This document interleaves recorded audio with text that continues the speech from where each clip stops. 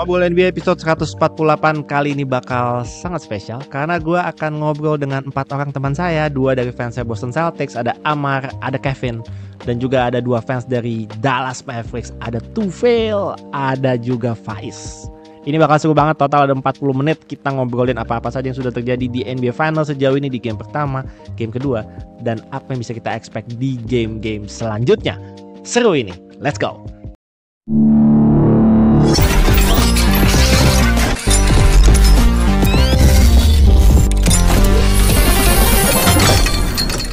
Ngobrol NBA episode 148. Ngobrol NBA episode 148. Renyah sekali suara saya. Alamak. Ada mic sekarang, ada mic. Cakep ya. Episode 148 ini cukup singkat gue ngomongnya. Tapi kalau teman-teman perhatiin durasi video ini itu sampai 40 menitan lebih. Untungnya kemarin malam kita habis ngobrol-ngobrol sama teman-teman dari fansnya Mavs, dari fansnya Boston Celtics. Ada Tufail, ada Faiz, itu dari fansnya Mavs, ada Kevin, ada Amar, itu dari fansnya Boston Celtics. Kita membahas hampir 40 menit semalam. Total ada beberapa topik yang kita bahas, tapi basically tentang NBA Finals dan bagaimana pendapat mereka tentang 2 game yang sudah dimainkan sejauh ini dan apa yang mereka bisa expect di game ketiga dan seterusnya. Untung banget sih kemarin udah podcastnya udah semalam, karena kalau hari ini mati gue, bengkak cuy, rahang gue lagi sakit banget dan gue sekarang ngomongnya juga susah, ini bengkak nih kalau dilihat, bengkak banget. So anyway, ada satu titipan sebelum kita mulai nonton diskusi semalam dengan 4 teman saya. Ada satu titipan dari tim gue, kaos Shea. Kaos Shea sudah tersedia lagi di Tokopedia dan juga di Shopee. Kali ini restocknya ada 50 pieces. Ada 50 pieces. Jadi buat teman-teman yang belum punya kaosnya Shea, yang mau punya sebelum OKC saya jadi juara tahun depan. Bercanda. Abis ini kita langsung nonton obrolan gue dengan 4 teman saya. Tapi sekaligus kita mau prediksi juga, langsung aja gue akan prediksi untuk game ketiga besok. Semata-mata karena gue gak mau series ini selesai dengan cepat dan gue belum tahu statusnya Kristaps Porzingis seperti apa. Kristaps Porzingis bilang dia mau main, dia pengen main, tapi keputusannya udah bukan di dia lagi, melainkan ada di dokter yang nanganin dia. Jadi once the doctor atau tim bilang enggak, udah lu gak boleh main, Porzingis gak boleh main besok di game ketiga. Jadi keputusannya seperti apa? Sepertinya harus menunggu besok pagi, karena tip offnya besok pagi game ketiga jam 7.30. Series ini menuju ke Dallas, sementara Dallas ketinggalan 0-2. Game kedua kemarin lumayan lebih kecil gapnya memang, tapi overall Luka menurut gua udah berjuang sendirian, man. Cetak poin, passing ajaib gitu behind the back ke Dante Exum yang udah cuma dia yang bisa. Itu udah bener-bener mesti passing ajaib gitu baru sampai bisa nyetak poin, kalau enggak. Sementara Celtics mainnya benar-benar Tatum ngedrive, kick out, swing, JB ngedrive, swing, KP masih nggak ada yang bisa jaga. KP sampai dengan 2 game, Dallas masih belum bisa figure out how to guard KP. Juga Holiday yang berkeliaran di area dunker spot, mendapat passing enak dari Jason Tatum, finishing around the basket, selalu ada di posisi-posisi yang gak disangka-sangka sama pemain Mavs, dan kebingungan membuat rotasi defense-nya Mavs itu menjadi kebingungan. Kok bisa ada juga Holiday di bawah ring situ, ngapain dia gitu.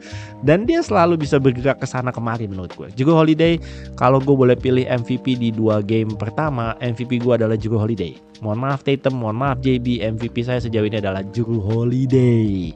Oke. Jadi untuk game ketiga, prediksi gue adalah Dallas Mavericks. Semata-mata gue gak yakin sama prediksi gue sebenarnya, tapi gue gak pengen series ini udahan. Mudah-mudahan besok paling gak Dallas menang 1 dulu deh.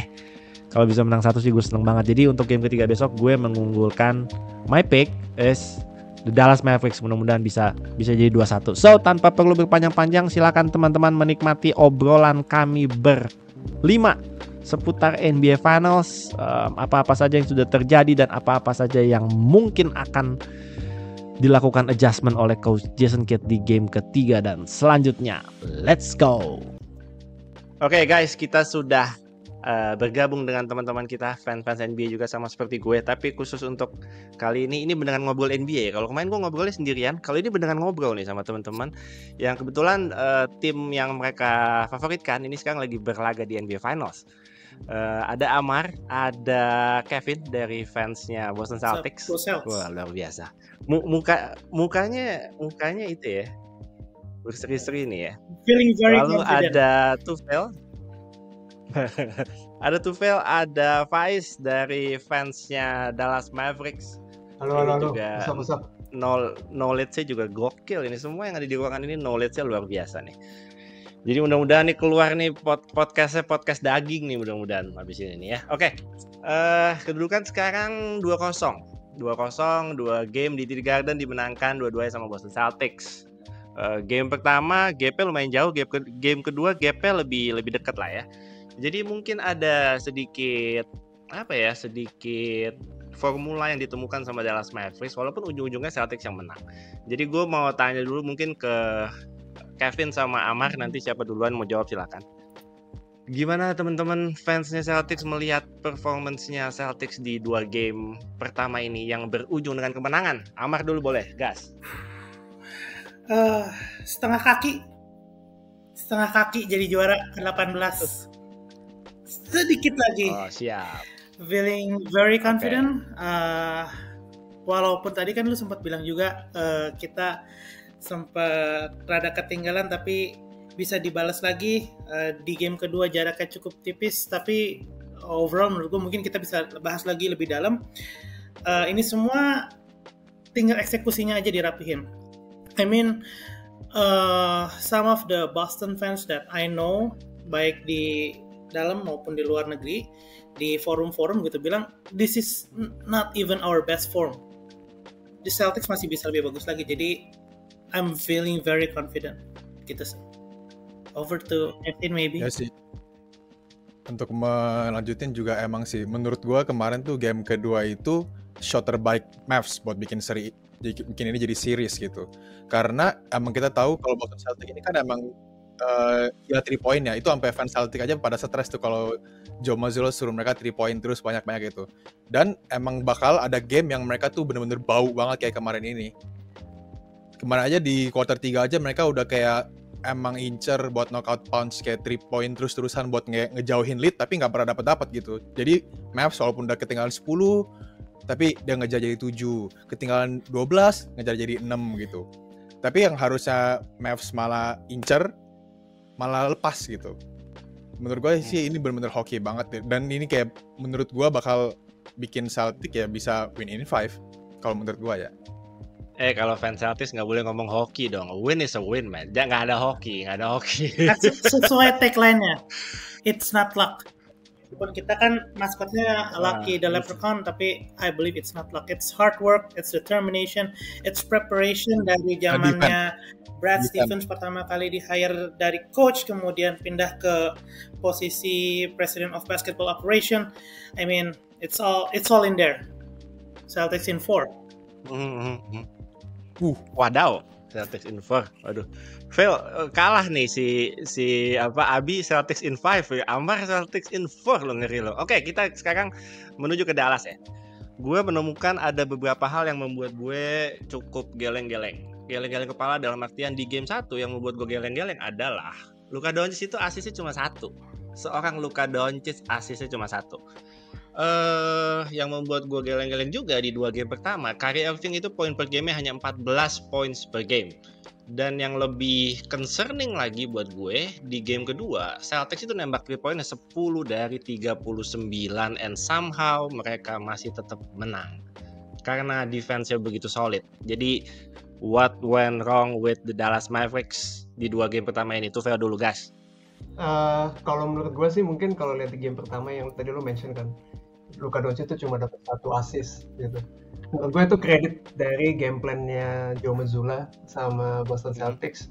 Basically itu kayak bilang ya udah lu Luka Doncic coba ngalahin kita one on one dan gue akan kasih lu cuma mid range dan coba lu shoot itu over Jrue Holiday, over best defender, over Jaylen Brown. Dan basically kita nggak akan help dari shooter-shooter kalian gitu. Itu game plan-nya Joe Mazzulla dan kredit juga buat kalau secara defensively Kristaps Porzingis menurut gue juga itu play a very pivotal role. Dia menurut gue juga si Joe Mazzulla itu juga Jadi si Porzingis tuh kan dia naruhnya nggak ngejaga big man-nya Dallas, tapi dia taruh si Porzingis itu jaga yang di corner supaya dia bisa dekat ke ring dan juga dia bisa help kalau ada drive. Nah setiap kalau misalnya Luka mau nge-hunting Porzingis di pick and roll, ya orangnya Porzingis yang ditarik, cuma Porzingisnya nggak ikut involve di pick and roll itu. Dia ngelakukan pre-switch dan misalnya defender terdekat di situ misalnya si siapa Peyton Pritchard atau Derek White, dan dia yang instead melakukan pick and roll, dan itu memberikan sebuah 1 atau 2 detik hesitasi dari Doncic buat ngebaca dulu, dan akhirnya beberapa possession gue lihat juga jadi leads to one-on-one ball. Akhirnya banyak post up, turnaround jumper dari Doncic yang sedikit lebih inefisien dari shot-shot yang biasa, dan yang terus kayak Irving juga, kayak Irving really needs to play better, no excuses, nggak ada alasan dia crowdnya ngebunyi kenceng banget atau ini dia jitters ketemu Boston lagi dan pengen ngilangin rekor dia yang 0-11 nggak pernah menang lawan Boston lagi. 0-11 sekarang ya. He really needs to play better. Ini gimana Is? Ya kalau untuk Mavs sih sebenarnya kita bisa ngeliat perumpamaan gelas berisi air nih. Terserah kita mau ngeliatnya dari ini tuh setengah isi atau setengah kosong nih kondisi Mavs sekarang gitu. Jadi tadi bisa ngeliatnya kayak sayang banget nih Celtics lagi bau tapi Mavs nggak bisa menang gitu.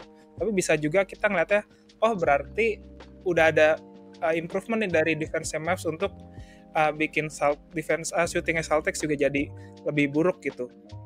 Dan tinggal benahin sisi offense-nya aja.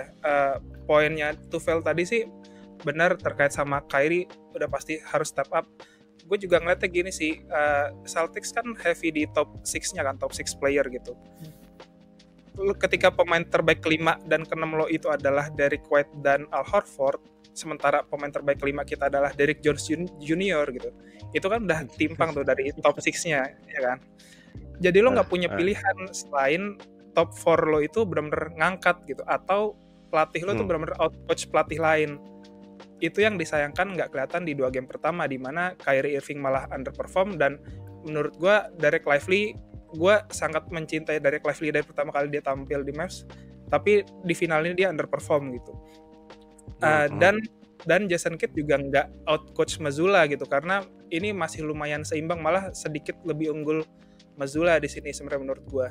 Jadi poin-poin itu sih yang harus di checklist yang harus diisi sama Mavs, dan margin of error-nya makin sedikit.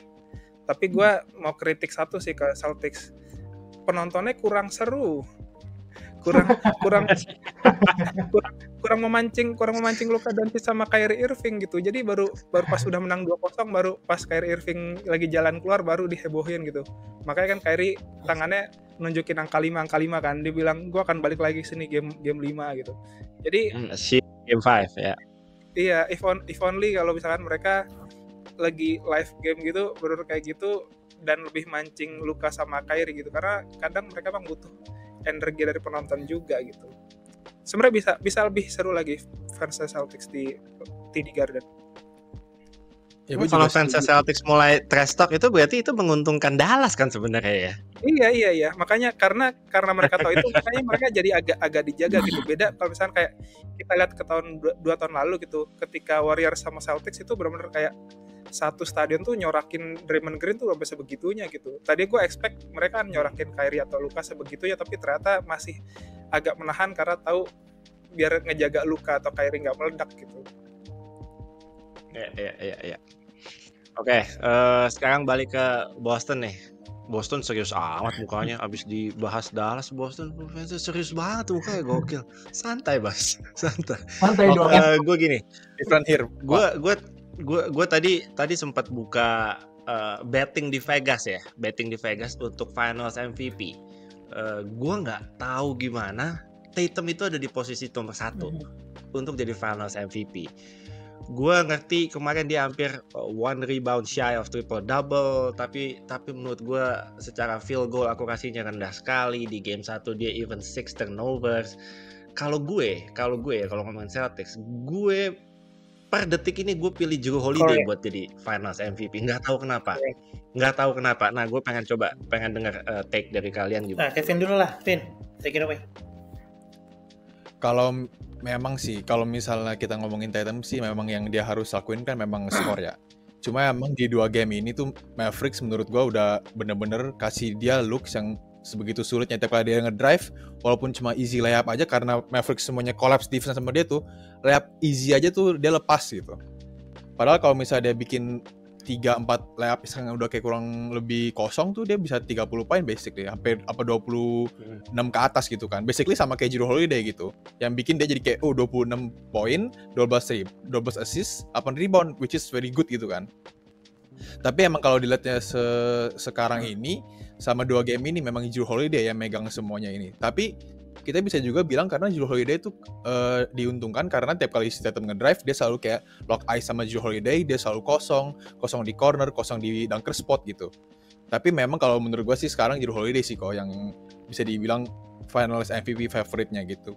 Tergantung kecuali kalau game 3, kalau game 4 atau mungkin game 5-nya si Tatum bisa recover sedikit shootingnya dari balik lagi jadi 40% atau 45% 3 point ya mungkin Tatum karena Finals MVP kan juga pakai nama juga, pakai status superstar juga gitu. Nggak mungkin dia cuma kayak asal random kasih ke Jrue Holiday kalau Jrue Holiday nggak bagus terus mainnya. I think Jrue Holiday terakhir dicek tuh 10-1 atau plus 900 cukup gede jauh odds-nya. Tapi fans Celtics di podcast favoritingnya Jrue Holiday. Well, in terms of Tatum ya, kenapa dia jadi favorit? Satu, dia All NBA tahun ini. Kedua, sepanjang musim reguler dia pemain terbaik ke Celtics. I think ada kayak bias or narratives ya kan, betting kan faktornya banyak ya. Mungkin salah satu atau dua dari itu adalah bagaimana Tatum bisa membawa Celtics jadi tim yang menang 64 kali di regular season. Itu yang jadi memengaruhi favoritism di bursa taruhan di Vegas. Tapi kalau secara eye test, secara statistik, secara dampak, maybe even plus minus, I don't really check the plus minus, but you guys can check. I think Jrue Holiday tops it gitu. Dia adalah pemain Celtics yang menurut gue jadi kunci paling utama di kemenangan 2 seri ini. Bagaimana nggak cuman dia di defense bisa jaga Kyrie, jaga Luka, main zone, main man, tapi bagaimana dia juga bisa menempatkan diri di posisi-posisi di mana dia bisa ambil smart cuts. Jadi yang kosong-kosong dia bisa langsung ambil sampai akhirnya di game kemarin kan cetak 28 poin. Nah, itu yang membuat Jrue jadi very very valuable di sini. Ya. Ini to be fair about Tatum ya, gue kadang suka menemukan komentar-komentar di IG gue tuh yang Tatum got carried by JB, by Jrue dan kawan-kawan. Tatum apa istilahnya Vin? Trust them ya. Dibilangnya trust them. Menurut gue cuma ingin menyampaikan ya, Tatum itu nggak jelek loh mainnya. Mungkin as a shootingnya mungkin emang lagi off banget, tapi menurut gue growth-nya dia sebagai playmaker menurut gue improve banget. Decision making-nya dia selalu very very decisive. Ketika dia mau attack dia tahu kapan harus kick out, dia nggak maksa buat ngedrive ke dalam. Menurut gue growth-nya dia as a playmaker di finals ini kelihatan banget, terutama di game kedua kemarin ya. Jadi kalau buat teman-teman yang bilang Tatum nggak layak ada di MVP rankingnya paling atas bla bla bla, mainnya jelek di 2 game, menurut gue no. Tatum menurut gue udah melakukan yang seharusnya. Cuma PR-nya ketika game ketiga dan game keempat, Tatum sejelek di game 1 dan game kedua shootingnya, menurut gue Dallas chance menangnya gede banget. Jadi Tatum their superstar itu mesti show up nanti di game ketiga dan game keempat on the road. Nah sekarang balik ke Dallas itu kan kuatnya di corner 3 ya. Oke sih, saya dibombardir corner 3-nya. Saya sudah sampai mimisan berkali-kali nontonin PJ Washington, tapi itu tidak terjadi di NBA Finals ini. Gua nggak tahu gimana caranya itu Celtics bisa jaga itu corner sampai nggak kebobolan terus. Gue bingung itu.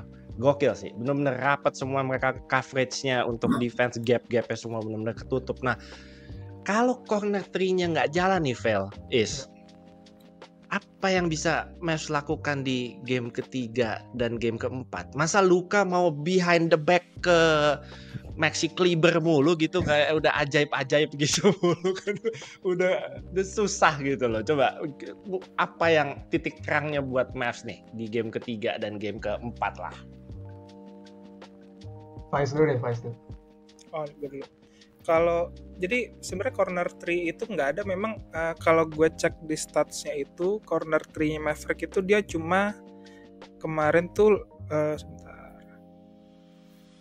1 dari 5 corner 3 point, jadi cuma 20% corner 3 point di game pertama. Kalau dari game 2, game 1 dia 1 dari 3. Sementara sebenarnya sepanjang playoff ini Maverick itu 4 dari 11. Jadi 11 minimal 11 attempt dan dia tuh masukin 4,5. Jadi sekitar 39% sejauh ini. Ya. Jadi itu tuh benar-benar karena Celtics sama sekali nggak ngasih. Jadi even misalkan ketika Luka post up, dia drive ke dalam. Jadi ketika mau cross pass itu Derrick White yang jaga tuh dia memilih buat langsung nutup corner 3. Jadi yang dibuka tuh PJ Washington di above the break itu, di elbow.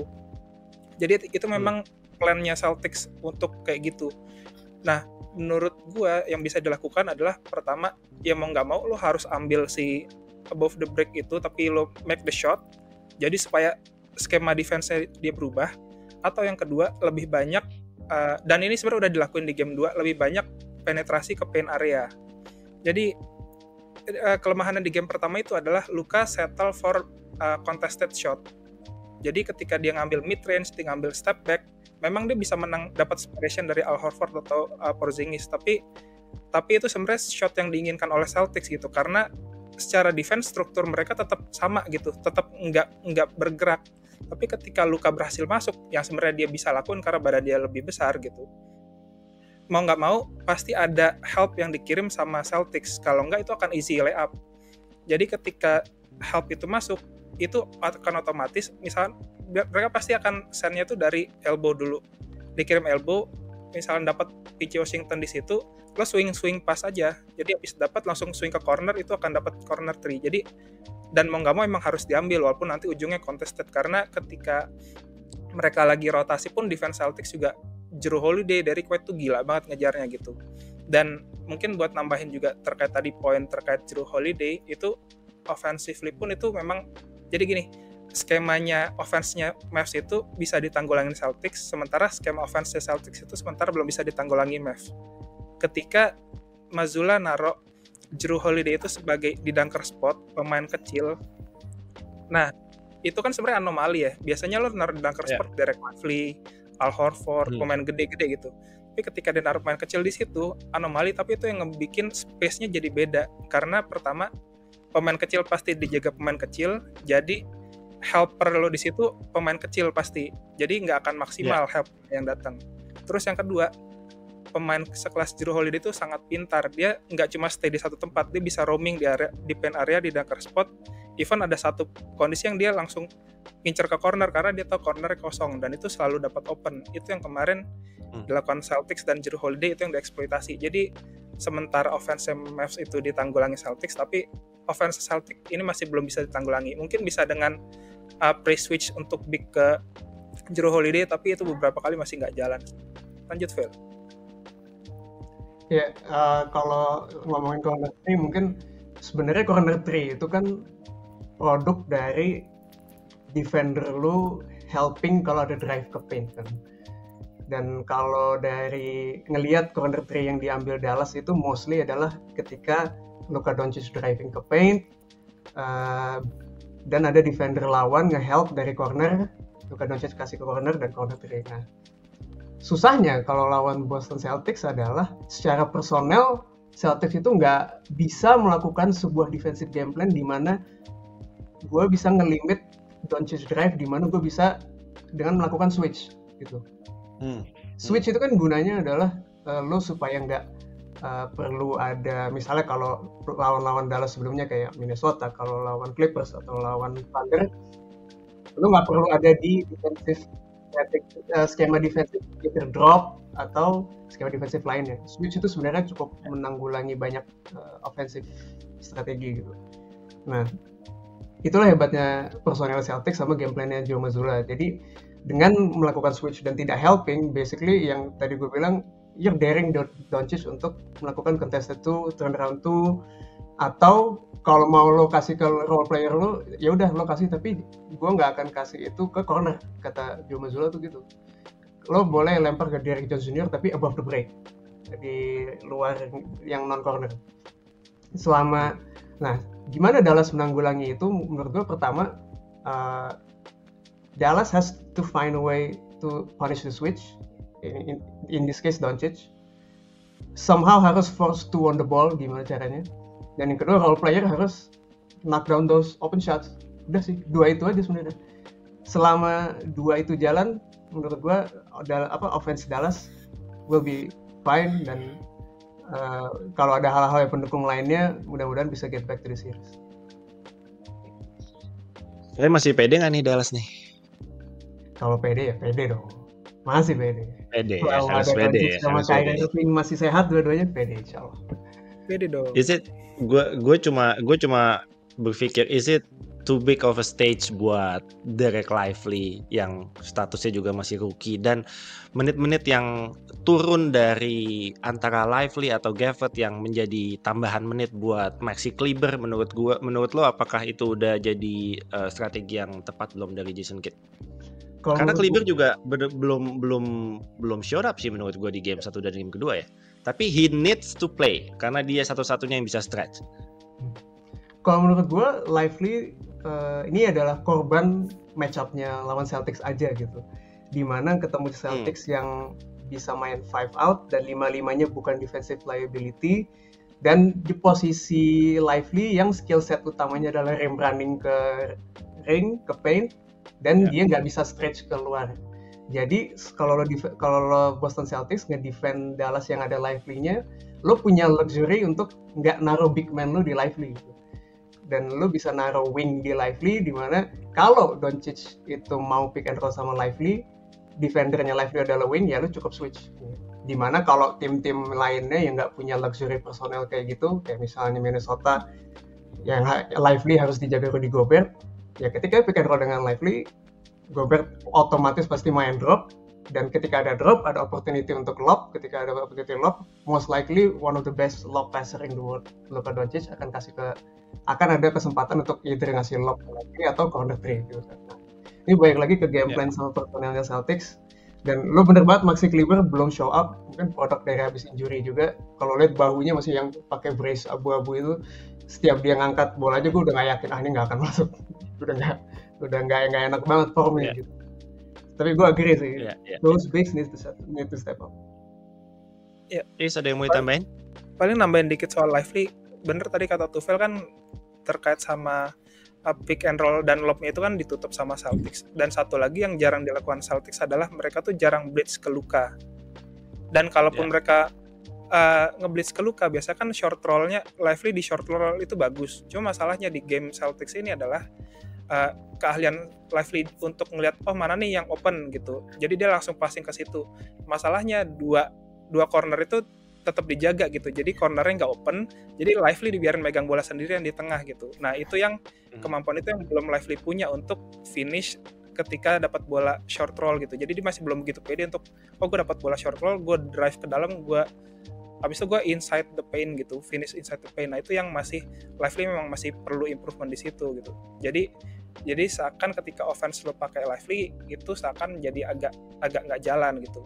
Sementara di defense-nya ya itu tadi yang tadi Tufel bilang, dia agak butuh jadi lebih stretch lagi keluar.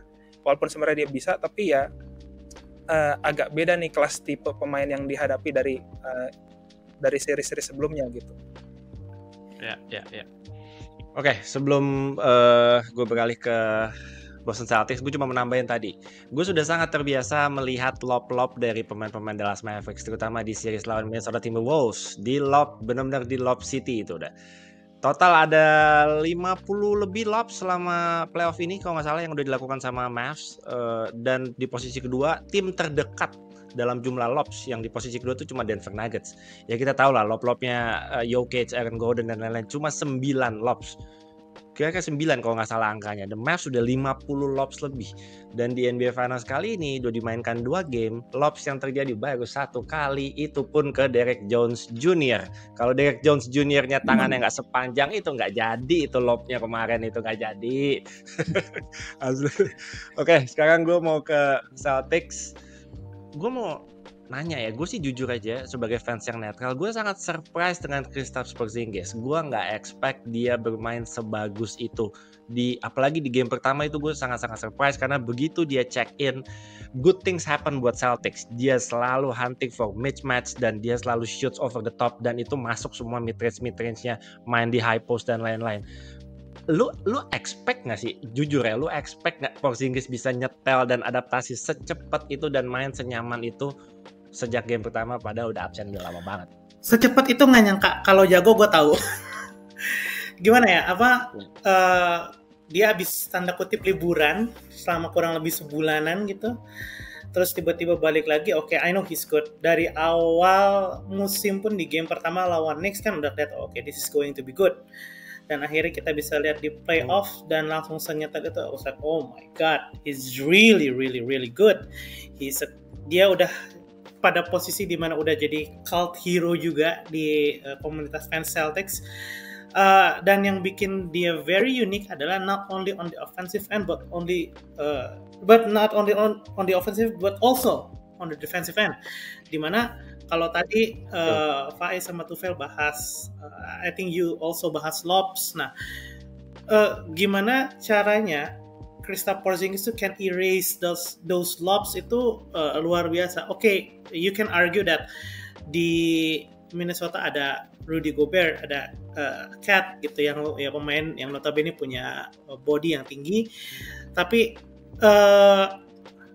dengan adanya Kristaps Porzingis ditambah dengan pemain-pemain Celtics lainnya yang di lapangan dan bisa mempersulit Luka Doncic atau Kyrie Irving yang lagi pegang bola untuk kasih operan gampang, itu benar-benar jadi salah satu faktor di mana kita bisa win defensively. Tadi gue lihat salah satu klip di YouTube yang bahas agak dalam. Di luar dari Kristaps Porzingis erasing those lobs, ada satu tidbits yang menurut gue unik adalah Jrue Holiday itu setiap kali Luka atau Kyrie mau masuk kemudian attack the rim via lobs atau mungkin driving gitu, dia suka stunting ke si ball handlernya. Jadi nggak commit sampai dalam, tapi cuman di stun aja. Nah itu tuh bikin tanda kutip jadi kaget ball handlernya, dan akhirnya itu bikin jadi situasinya jadi runyam buat yang megang bola. Dan disitulah Kristaps Porzingis dan pengalamannya masuk. Jadi I'm very thankful to have Kristaps Porzingis di finals ini, dan hopefully di game 3, game 4 dia bisa jaga performance-nya, dan katanya cedera, semoga cepat sembuh. Itu sih. Nah itu gue belum cek juga statusnya. Gue mau tanya sama Kevin juga tuh. Vin, gimana statusnya Porzingis, Vin? Tadi Porzingis telepon. Udah aman. Enggak, tapi gue rasa Kristaps Porzingis saya nggak nyangka loh dia game 1 bakal sebagus itu. Gue rasa Kristaps Porzingis saya nggak nyangka dia game 1 tuh bakal sebagus itu, karena emang di media day sebelumnya itu dia pasti tanya aja, dia sampai bilang dia sampai pause lama, pasti tanya gimana, sakit gak kakinya, dia sampai pause lama, terus dia bilang oh udah nggak sakit gitu. Gue rasa tuh dia udah di clear sama dokter Celtic, tapi pas dia game sebelum dia shoot dia nggak ngerasa, dia baru ngerasain kayak oh gue nggak apa-apa, gue bisa main go hard gitu, gue bisa ngedang, gue bisa ngeblock, gue bisa post up gitu. Tapi tadi yang kata Ko Iril itu, kalau kata Joe Mazzulla yang biasanya dia nggak pernah ada nggak pernah kayak berani oh dia fix nggak apa-apa, kemarin habis game Joe Mazzulla bilang fix dia nggak apa-apa. Kita bisa tunggu aja nanti game 3-nya berarti. Gue nambahin sedikit ya sebelum balik ke siap. Mavericks. Kristaps Porzingis lah yang bikin TD Garden itu semangatnya dan auranya tuh beneran balik. Kalau kata yang nonton di sana, gue ngikutin podcast, baca di Twitter X sekarang, itu mungkin teman-teman pada tahu sequence yang dimana dia block 3 point terus kemudian balik lagi block lagi, itu game 1. It was crazy, the crowd was electrified, itu luar biasa. Dan I think not only me, I mean most of the fans terutama yang di sana thinks that it was one of the best TD Garden atmosphere in years, mungkin setelah finals 2008 pas kemarin Celtics juara gitu. So to say that Celtics TD Garden nggak angker, nggak auranya nggak ada tuh, menurut gue itu bullcrap sih. I don't believe in that shit. Menurut gue sih kemarin TD Garden-nya emang agak sedikit ini sih. Pas sebelum Kristaps beraksi, TD Garden agak sedikit nervous. Apalagi setiap dia ngeliat Luka kayaknya bikin layup yang begitu susah gitu ya, tough shot gitu di hit. TD Garden tuh agak sedikit nervous seperti kata teman Faiz ini. Cuma pas si yang tadi Kak Amar bilang si KP ngeblok, KP chase down block Josh Green, wah itu udah nggak ada lagi nervous, hilang langsung semuanya masuk meledak gitu aja gitu. KP memang ngerti sih, dia ngerti jadi Celtic tuh apa gitu, apa tuh jadi Celtic tuh dia ngerti jadi. Dia sama Marcus Smart yang ngerti. JT sama JB kadang doang ngertinya. Berarti kalau nambahin lo komentar lo barusan, berarti JT sama JB tuh nggak bisa memberikan calming effect ya buat fans-fans. Saat ini belum ya. lagi. Belum cukup ya, belum cukup lagi saat ini, sorry banget. Belum. Iya. Luka yang paling karena gini, menurut gue emang best playernya di series ini menurut gue tetap Luka Doncic. Cuma second best, third best, fourth best, fifth best, sixth best itunya pemain Celtics gitu loh. Nanti baru di seven bestnya baru ada Kyrie tuh di situ tuh.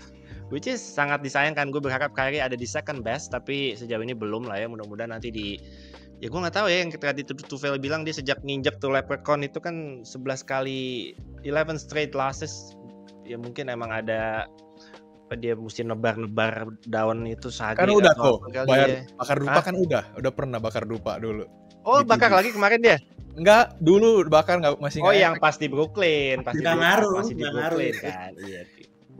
Ya kan? Oke, gue mungkin mau membahas ini singkat aja, satu possession yang kemarin cukup kontroversial di post sama NBA. Mungkin maksud NBA ngepostnya baik karena di post dari berbagai angle sampai 10 slide, tapi akhirnya menimbulkan komen-komen yang pro dan kontra. Ya kita tahu lah kemarin ada satu possession fast break, terus chase down block dari Derek White ke PJ Washington, dibantu dengan dorongan sedikit dari Jaylen Brown. Dan gue pengen tahu dari fansnya Mavs, dari fansnya Celtics melihat keputusan wasit yang tidak memberikan foul di possession itu dan menganggap itu adalah clean block dari Derek White. Menurut teman-teman gimana? Tufel, Faiz? Dari Dallas. Dari Tufel, Faiz boleh. Ya dari gue deh. Kalau gue sih, well objectively menurut gue itu foul ya. Karena sebelum dia lompat ada dorongan dan menurut gue itu kotak yang cukup untuk dibilang foul. Cuma ngelihat how game 1 and game 2 went down, gue udah kayak, ayo udahlah, kayak udah agak lumayan pasrah nih kayaknya. Walaupun foul juga nggak ubah jalannya pertandingan. Jadi gue kayak ya udahlah, mau foul mau enggak. Gue lebih bete match banyak miss free throw aja dibanding foul itu sebenarnya. Gimana Gue setuju sih sama Tufel. Maksudnya salahnya kan kalaupun foul juga belum tentu masuk juga free throw-nya gitu kan. Tapi gue kalau ngeliat, gue kasih leeway sedikit ke wasit juga karena itu kan play-nya cepet banget dan kontaknya tuh sebenarnya agak minim tuh. Jadi kalau dari belakang kan wasit dari posisi belakangnya dia tuh, dari belakangnya JB itu nggak gitu kelihatan, tangannya tuh agak push sedikit ke PJ Washington gitu. Dan ketika live play-nya itu terjadi ya emang dia nggak di angle yang tepat untuk melihat itu ada kontak gitu. Dan kalau nggak ada call kan lo nggak bisa review atau apa gitu kan. Jadi ya menurut gue ya it's okay lah gitu, nggak apa-apa nggak jadi foul, nggak masalah. Not a big problem. Kalau Celtics pasti kayaknya jawabannya udah obvious ya, kayaknya nggak foul itu ya. Gue salah nanya gue. Well, technically speaking, it should have been a foul, tapi ya throughout the series referees made bad decisions juga kan, jadi ya whatever happens lah. Dari gue sih itu. Kalau menurut gue sih nggak fault. Bagus. Karena pas dia lagi, kalau bisa lihat videonya lagi ya, pas gue juga coba nonton gitu, gue ngeliat apa sih beneran foul apa enggak ya. Soalnya emang kalau di angle yang tertentu itu agak parah memang. Soalnya dia kayak begini kan. Tapi tapi ini pinter JB juga. Pas si PJ naik, tangannya kan begini di belakang punggungnya nih. Pas PJ-nya udah mulai naik kayak shooting action, dia langsung lepas. Jadi bukan pas PJ naik dia extend dorong gitu. Jadi dia kayak megangin terus, dia hip check, basically dia hip check ikutin PJ terus nih, hip check. Pas dia naik dia langsung lepas. Ngerti gak? Jadi itu sih yang gue lihat ya. Itu yang gue lihat. Jadi emang pas momen itu bakal agak susah buat wasit panggil karena ada Derrick White juga. Jadi katanya kayak Derrick White yang harus diperhatiin sama wasit gitu. Jadi dia kayak wasit gue rasa juga manusia ya, nggak mungkin dia itu 3 pemain lagi lari secepat itu, nggak mungkin dia kayak bisa ngeliat ini foul ini enggak gitu. Kalau menurut gue sih nggak foul, tapi kalau dipanggil foul ya gue juga nggak apa-apa. Iya. Oke. Besok game 3 hari Kamis ya? Hari Kamis ya. Back to Dallas. Yes. Gue mungkin mau menanyakan ini ke Tufel dan Faiz. Gue nggak tahu seberapa frustasinya lu nonton game 1 dan game kedua melihat pemain-pemain Celtics ini begitu balance scoringnya. Ya, Tatum nggak perlu skor 20. I think he only scored like 16 points. Tapi ngelihat teman-temannya bisa kayak gitu, semua starting five-nya double digit. Pasti kalau gue jadi fansnya Mavs, gue akan frustasi sekali karena jangankan kita mencari orang ketiga di tim kita untuk bisa jadi pencetak angka yang konsisten, ini pemain keduanya aja nggak konsisten, Kyrie Irving-nya gitu. Jadi gue pengen tahu deh apa sih yang ada di perasaan kalian menuju ke game ketiga. Pemain keduanya belum stabil, belum oke mainnya. Luka he can score 30-40, itu udah di luar itulah, nggak usah dipikirin lah. Tapi pemain keduanya andai Luka besok skor 30 and then Kyrie menemukan ritmenya dia skor 30, gua rasa belum cukup. Gua rasa sih belum cukup jujur aja. Tetap harus ada orang ketiga, ada orang keempat, ada orang kelima. Nah menurut lu siapa sih yang bisa menjadi orang ketiga dulu deh? Ya mungkin jawabannya udah very obvious, PJ Washington gitu ya. Let's say orang keempat deh kalau gitu deh. Orang keempat dan orang kelima deh yang bisa ngimbangin sebegitu balance-nya Celtics ini gitu. Gue mungkin akan bilang Derrick Jones Jr. ya. Mungkin gue akan berfokus di mana kunci buat Dallas untuk punya chance untuk balik series lagi ini adalah role players mereka hit their outside shots. Jadi kalau lo mention PJ Washington itu benar, mungkin dia bisa beberapa possession, ada beberapa possession dia bisa manfaatin, mungkin post-up possession lawan smaller defender, either Derrick White atau Jrue Holiday. Derrick Jones Jr. juga ini pasti dengan game plan Joe Mazzulla yang ngasih corner dan ngasih above the break 3 bakal banyak kesempatan juga untuk dia dapat 3-pointer di luar, itu harus diambil dan harus masuk. Jadi kalau menurut gue pemain keempat yaitu Derrick Jones Jr. Oke. Jadi kalau untuk tim Hardaway Junior, di other Junior tuh si tim Hardaway Junior udah nggak no hope ya, Vel ya?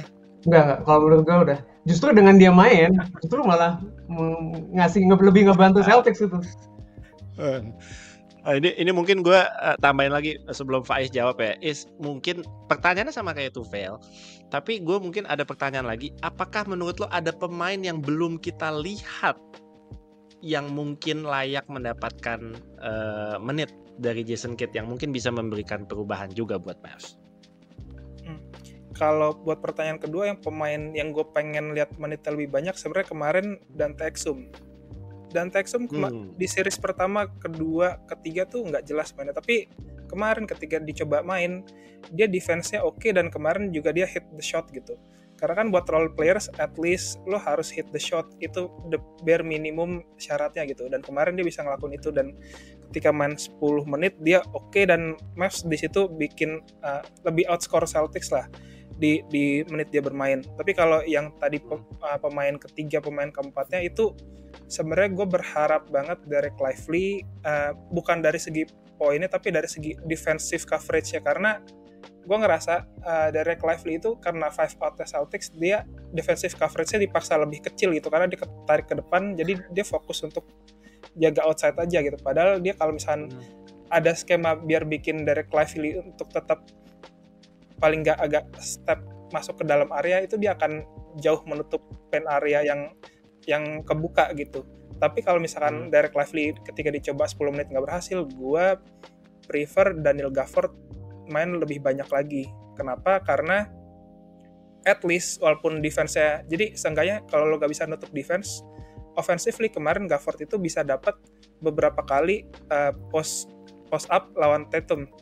Karena kemarin Tatum itu kan selalu diplot untuk jaga center. Kenapa? Ketika center mau nge-pick dan misalkan Jalen Brown nggak sempat untuk lewatin screen-nya gitu, Tatum bisa langsung switch. Jadi bukan switch ke Porzingis atau switch ke Horford. Memang ada ke Horford juga, tapi nggak ke Porzingis gitu. Jadi ketika dia switch ke Tatum, makanya Tatum yang jaga big kan.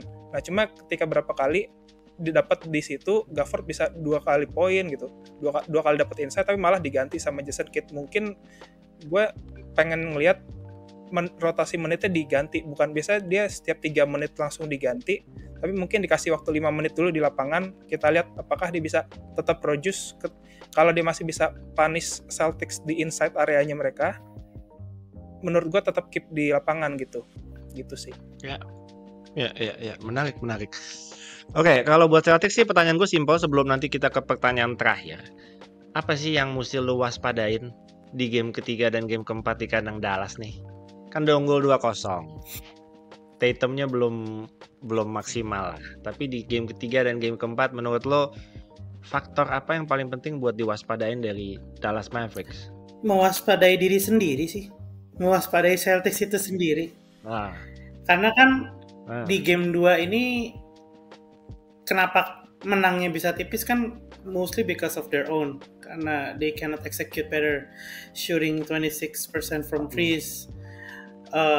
Peyton Pritchard sama Sam Hauser yang diharapkan bisa jadi that role player coming from the bench yang bisa nembak dan masuk pas dikasih open look, nggak berhasil tampil ya sebenarnya. Mar, sorry gue potong. Itu buzzer beater 3-nya Peyton Pritchard, that was big man. Itu bener-bener itu jagain momentumnya Celtics itu di end of quarter 3. Tapi sebelum itu dia 0 from 5. Apa ya 5 kali nembak dia nggak ada yang masuk gitu. Itu yang membuat gua dan mungkin teman-teman Celtics yang lain juga disappointed. Harusnya dia bisa lebih clinical lagi. Okay, that buzzer beater kept the tempo alive, tapi if you want to win a championship, the role players have to do more than that. Menurut gue sih itu. Kalau menurut gue sih masih harus perhatiin Kyrie Irving sih. Karena Luka Doncic kita tahu bakal ngedrop 30, 40, dia bakal ada di situ terus mau sampai game 4, game 5, game 6, game 7 juga ya. Cuma Kyrie Irving kuncinya menurut gue harus tetap lockdown dia, karena Luka walaupun sejauh apapun dia harus lawan 5 orang. Sekali Kyrie Irving ikut ke party ini, ikut ke pesta, datang ke pestanya ini bakal seriesnya bakal agak sedikit berubah menurut gue ya. Karena kita lihat ya, karena nggak ada Kyrie basically ya Celtic bisa lock ke Luka aja gitu, kasih dia one on one nggak apa-apa. Luka boleh masak semua starting line up Celtic, digilir nggak apa-apa gitu, dikasih bebas sendiri-sendiri. Dan jadinya ya Kyrie Irving yang harusnya dia jadi kuncinya di seri-seri sebelumnya, kayak apalagi lawan Minnesota, jadi kayak nggak ada bantuan gitu. Menurut gue harus masih perhatiin si Kyrie Irving menurut gue. Sama yang tadi yang Peyton Pritchard itu gitu-gitu, dia regular season emang tiap kali buzzer beater moment di play-nya itu loh kok. Sama Joe Mazzulla dikasih play kayak gitu. Maksudnya kayak dia bawa dari court dia sendiri. Betul, dia bawa dari court dia sendiri, dia drive kencang, udah mau 30-40 kaki, 35 kaki dari ringnya, dia 3 point aja udah, itu mah udah biasa. Makanya dia walaupun dia 0/1/5, dia udah kayak udah kayak buzzer beater juara aja kan, dia kayak sampai nunjuk gini, this is my shit kata dia, sampai kayak udah hype banget ya padahal. Tapi Kyrie Jadi Irving. pokoknya, Kyrie Irving. jadi menurut lo strateginya Mazzulla bakal udah biarin aja Luka mau ngapain terserah. Betul. We're not gonna double him. Hmm. Yang penting yang lainnya benar-benar kejaga. Kyrie nggak bisa ngapa-ngapain. Serahin ke Jrue, serahin ke Derek White. Dan pemain-pemain lainnya nggak bisa nemuin ritmenya. Corner 3-nya nggak jalan. Menurut lo strateginya ya berkisaran di situ-situ aja sebenarnya kan? Karena kalau dulu kan Ko Iril pernah ngepost kan, kayak Ko Iril nanya apa sih Joe Mazzulla itu apa ininya.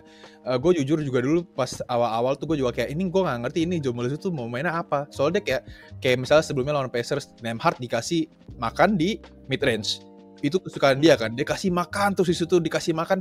Gue sampai fans tuh kayak bingung ini Joe Mazzulla apa. Tapi harus dilihat Joe Mazzulla itu jangan dilihat sebagai coach kok. Dia bukan kayak coach basket biasa yang kayak Erik Spoelstra, yang kayak Phil Jackson gitu-gitu, Jason Kidd. Kok harus lihat dia sebagai guru matematika loh. Karena dia kalau ngeliat Joe Mazzulla tuh dia pakai matematika. Dia kayak ya udah Luka skor 40. Yang penting kalau kita shoot 3 point 45 berapa persen itu bakal ngalahin poin 40-nya Luka gitu. Sama kayak yang berarti dia tuh very very analytics driven coach banget. ya. Betul. Benar, Dia analytics banget. Dia modern coach banget ya. Oke, ini pertanyaan terakhir karena udah 46 menit ya, ngantuk ya. Jam berapa ini? Jam 10, jam 11 ya? Udah malam-malam. Oke, terakhir deh. Dari 2 game yang udah dimainkan, menurut teman-teman sekarang prediksinya apakah ada perubahan yang mungkin tadinya awalnya mau game 7, apakah berubah setelah 2 game pertama ini? Gue pengen tahu prediksinya setelah 2 game ini kira-kira siapa yang menang dan berapa. Dari Amar dulu. Gue mau kasih 2 jawaban. Kalau jawaban yang pertama ini jawaban yang menurut gue realistis. I mean munculnya semangat di lawan setelah kalah 2-0 itu menurut gue sifatnya human nature. Adalah faktor-faktor yang kadang-kadang nggak bisa dihitung, nggak bisa masuk logika, yang wow, look at Doncic scoring 50, 60, terus Kyrie Irving being Kyrie Irving. I can see that this series can go to 5 games, 6 games. Ini gue tetap pegang Celtics. Tapi jawaban gue sebagai fans Celtics yang super menggebu-gebu, ya, emotional, yang halu, whatever you wanna call it, ditambah juga dengan 2 performa baik di game 1 dan game 2, I think the sweep is on the table. Yes sir. Nice. Vin, setuju sweep Vin? Kalau Kevin yang halu setuju banget. Udah biar cepat, udah sweep kan. Udah lu mau bilang sweep, bilang aja biar cepat. Lama banget. Menurut gue in 5 karena in 5. Gue agak fans Luka juga sih. Gue masih agak takut Luka bakal ngedrop game yang kayak dia nggak bisa miss dari awal sampai akhir, walaupun dia bakal capek banget habis itu. Ngedrop 50. Betul, 50 points, 12 rebound, 15 assist itu kayak di ini tuh kayaknya berasa aduh kayak bakal muncul gitu. Game kayak gitu buat Luka. Jadi in 5 menurut gua. Oke. Faiz gimana, Is? Kalau gua awalnya Mavs in 6, ya gua tetap Mavs sih. Mavs in 7 lah.